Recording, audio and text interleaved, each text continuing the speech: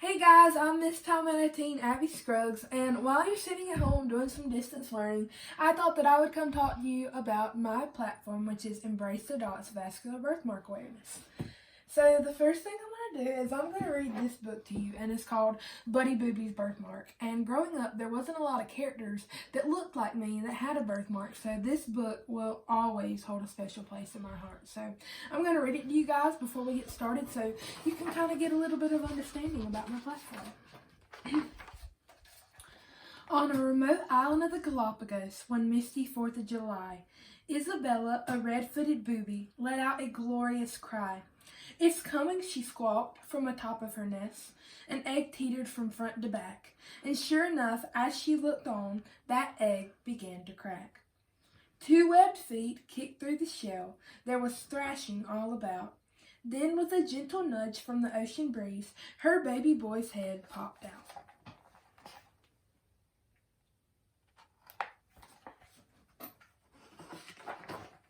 Isabella did a double take. She couldn't believe her eyes. Her chick's beak was red instead of his feet, and that came as quite a surprise.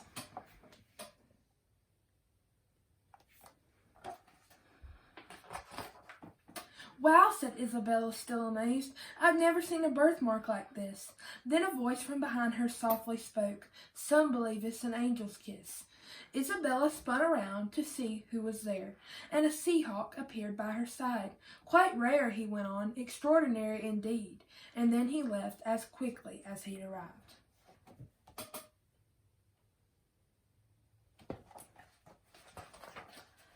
You've been blessed with an angel's kiss and a smile just as sweet. "I'll name you Buddy," Isabella said, "which means a friend to all you meet." Now the mama boobie couldn't wait to show off her newborn son. "I want you to meet all my friends," she beamed. "It's going to be such fun."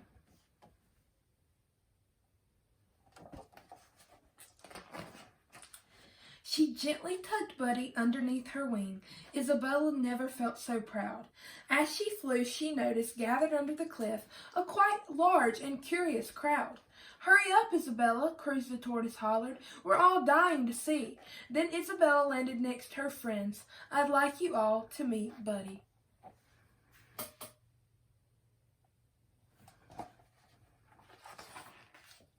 The reception from Isabella's friends was not what she had hoped. Instead of the coos and oohs and ahs, the others gasped and gulped. Cristobal, the marine iguana, was the first to speak. "Isabella," he questioned snidely, "what's that thing on his beak?" Before Isabella could answer, Ferdinand the fur seal chimed in. She shook her head and snapped her tongue. "Ta-ta, poor thing, what a sin." Then Maria the penguin added in her 2 cents. "I've never seen anything so outrageous. A red-billed boobie?" Then she quickly leapt back. "Is that thing contagious?"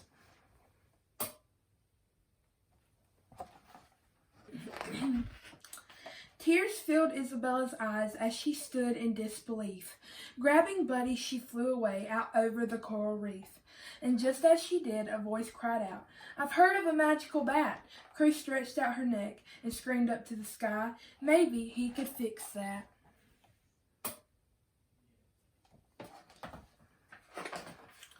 Once home, Isabella could not understand just what there was to fix. In all her life, she had never seen a more handsome little chick. "Mama," Buddy said with his wing on his beak, "it might wash off if I rub it really hard." "You don't have to do that," Isabella replied. "You are perfect, just the way you are." Then Isabella took Buddy's wing in hers. "I want to give you some advice. I have to be honest with you, little one. Being different is not always nice. Not all creatures have the tact to say the things they should. Not all creatures will be kind, although I wish they would. If they can't look beyond your difference, then they're missing out on the greatest part, because all the love you have to offer comes from within your heart."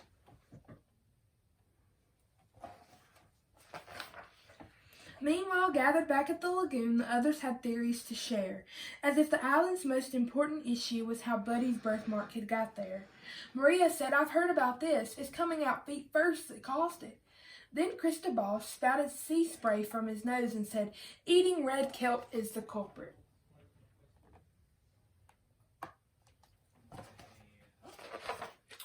The Seahawk, listening from above his perch, swooped down to enjoy a drink.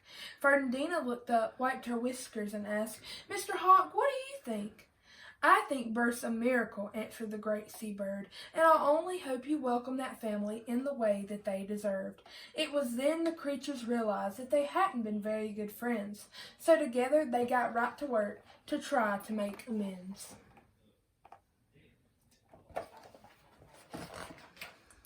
Cruz baked a tuna cake, Fernandina made a squid souffle, Maria arranged seaweed hors d'oeuvres on an antique volcanic rock tray. Over the twisted black lava, they paraded with presents and food, and when they arrived at Isabella's nest, she forgave them for being so rude.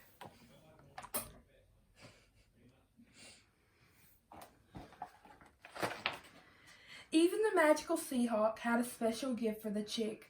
"Buddy, I'll grant you one wish. Anything you want, just pick." Buddy turned away from the group to think about his wish, and everyone thought for sure it would be to make his birthmark vanish. So you can imagine how shocked they were when Buddy finally declared, "I've chosen my wish, Mr. Seahawk, after much thought and care. I've decided I want the power to heal creatures when they are ill." "Such a wise wish," said the Seahawk. "Consider it fulfilled."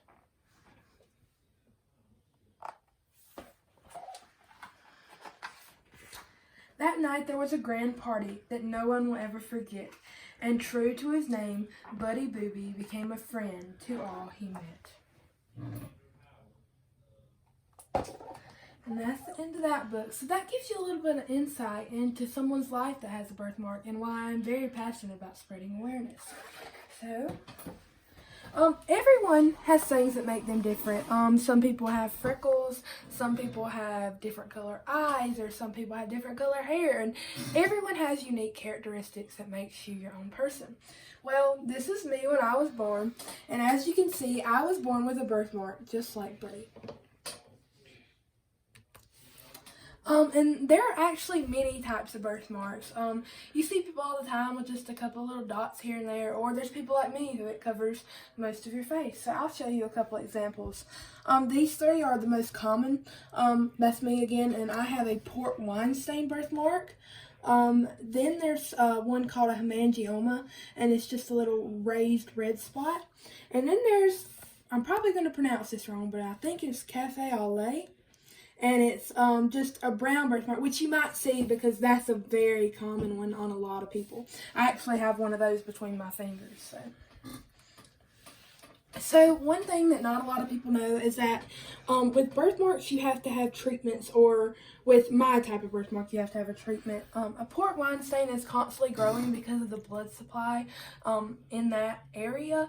So to keep a normal face shape and normal pigmentation, I have to have treatments once a month where my family takes me to Charleston, South Carolina, and to MUSC. So I've been having these treatments since I was 6 weeks old. So I was going to take you through a couple of the pictures. This was when I was in elementary school, probably. I was real happy. I loved getting out of school. This next one was in middle school. You could tell I wasn't real happy with Mama taking pictures of me. And this one is recently, after I won my title, I had to go to Charleston for treatment. And that's my doctor, Dr. Hotman, who's been doing my treatment since I was 3, I believe. And, you know, it's just an ongoing process. People with, like me, who have to have these treatments are going to have them for the rest of my life. Because if you take a break, the blood supply is constantly coming and coming and coming. So if we get it down to a normal color and stop doing the treatments, then the blood keeps coming and then it'll go back to that original red color. So you have to constantly keep up with the treatments. So after the treatments, which this is why my thing is called Embrace Your Dots. After the treatments, if you can see a little bit, there's some polka dots on my face. It's laser treatments, and it's laser, and it looks for that melanin in your skin, and it hits it and it bursts. And so I'm left with all these little purple polka dots all over my face. And so that's why my thing is called Embrace Your Dots, because I want people like me to be confident to go out with their dots and not to be scared to hide at home. And yes, I do stay at home after my treatments because there's a lot of swelling and things, so I have to get over that. But once that part's gone, I've lately started becoming where I don't mind to go to school. I don't mind to go places because I'm confident in myself. So, this is this picture again because it just best represents it. That's how dark my birthmark was when I was born. And this was yesterday, and I had makeup on the other side of my face, but not on my birthmark side. So as you can see, it has gone down in color very much. And actually right now I have no makeup on, so you can see how it went from dark red to almost skin color, which is amazing. I'll have to constantly keep up with these treatments, but I don't mind. I'm who I am. My birthmark is just on me. It's not who I am.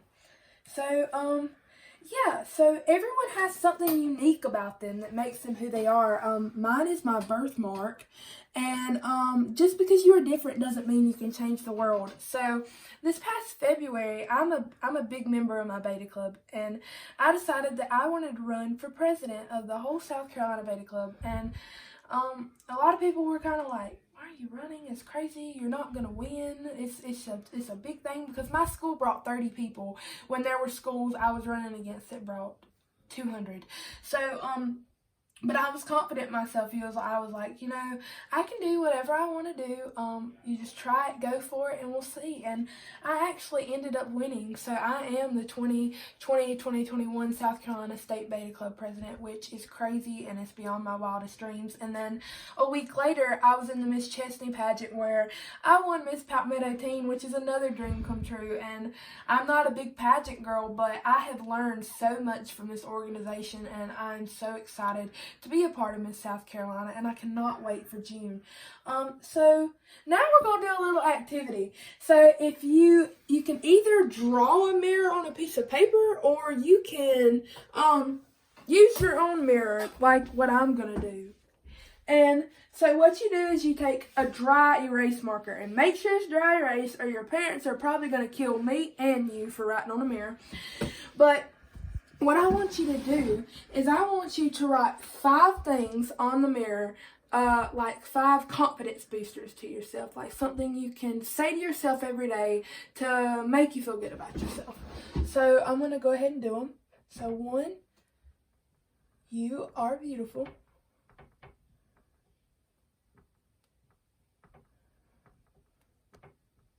and your sentences can be anything you want them to be.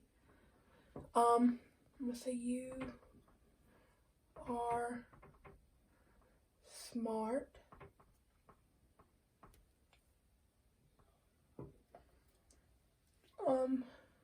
You are good enough.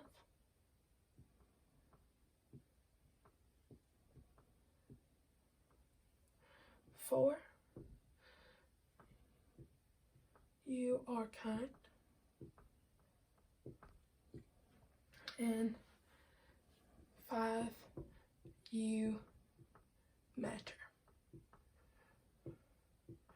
So once you have your 5 things, you sit in the mirror and you say these to yourself, and you say them until you believe them, because I believe that confidence is one of the best things a person can have. So you sit here and you recite these things until you believe them about yourself. And so your sentences can be anything you're struggling with, anything you need, any kind of booster you need. So mine, I said, you are beautiful. I said, you are smart. You are good enough, you are kind, and you matter.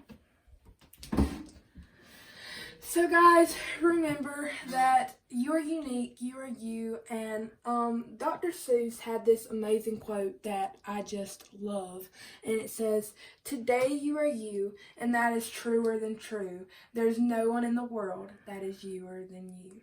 So, thank you guys. I'll see y'all later.